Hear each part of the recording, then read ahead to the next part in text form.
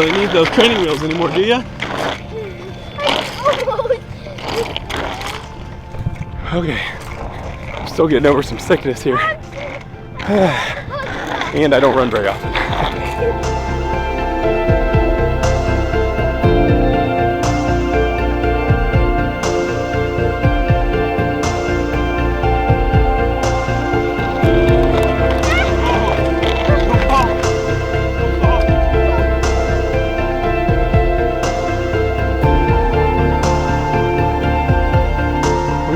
Need to pace ourselves a little bit, huh? We're gonna do everything we want to do this summer, all in one day.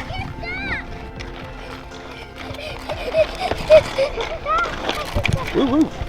And those sides. Right, White? Get that white skin out, huh? Thanks a lot. I sat out the other day and I got a little bit of red on your cheeks and stuff.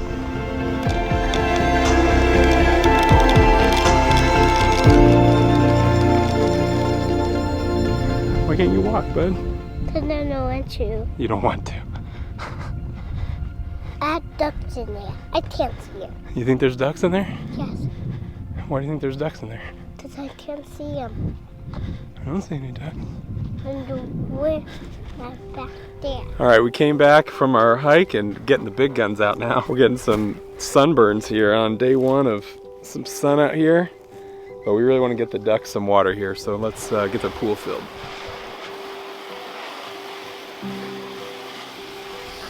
Yeah, and leave it in there.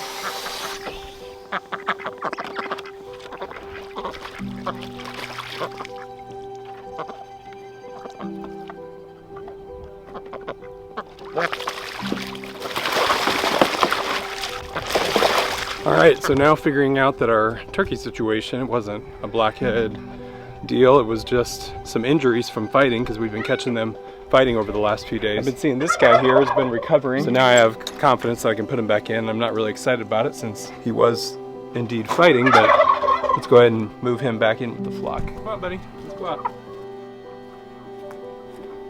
All right, here you go. All right, out with the flock.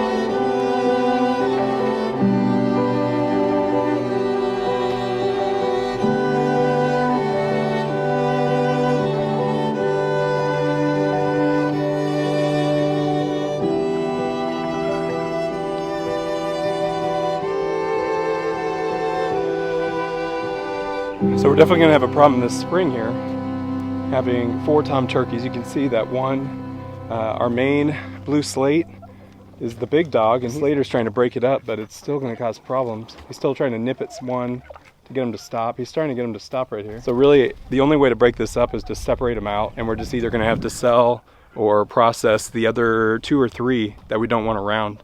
We might be able to have Slater and have one more. Might possibly work. Last year we had 3 blue slate turkeys and they never fought because there were no females around, but now we have 2 Royal Palm females. So these guys are going to be establishing the food chain a little bit, their dominance, and it's just going to keep happening until we do something about it. All right, what are you doing over here, hon? Well, I wanted to get part of the garden in. There's some seeds that can be planted, like beets and lettuce and spinach and kale, that are good for planting right now, that it's getting cooler at night still, and during the day it's warm. So I thought this little area would be really nice to put in the first couple seeds.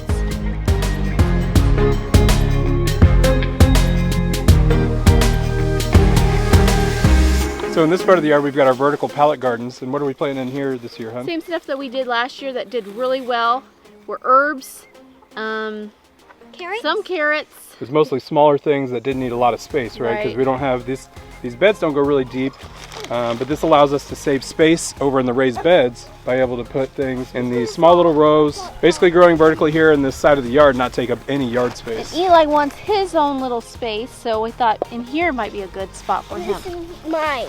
What are you planting over here? Carrot. Okay.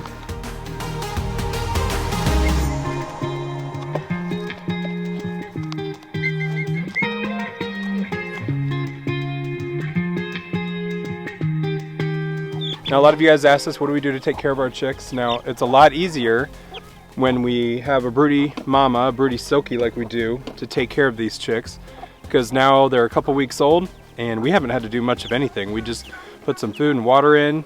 We check on them maybe once or twice a day and we're good to go, because I know that this silkie hen is going to take care of them. She's going to sit on them for warmth. She's going to show them how to do what they do. And we really don't have to worry about them. Now, if you don't have that situation, you're just raising chicks that you got from a hatchery or you hatched them out or whatever the situation is, then sure, you're gonna have to be a little more hands-on. You're gonna have to check them more than once or twice a day. You gotta make sure that they're staying warm, they're getting food and water, they don't have any sickness, that their place is kept really dry. You know, with these guys, again, it's just food and water. The water that I put in earlier, it didn't work, so I had to put another one in, which is no big deal. But if I didn't check on them regularly, then they'd be out of water. So if anything, just know that we try to keep it simple. We don't get too complicated with what we mix in their water. With feed, we start with starter feed. After about 6-8 weeks, we'll switch them over to grower feed. So you really can't screw it up too bad if you just watch them and make sure they're getting food and water. I know, I'll leave them alone. They're all yours. Thank you, you're doing a great job.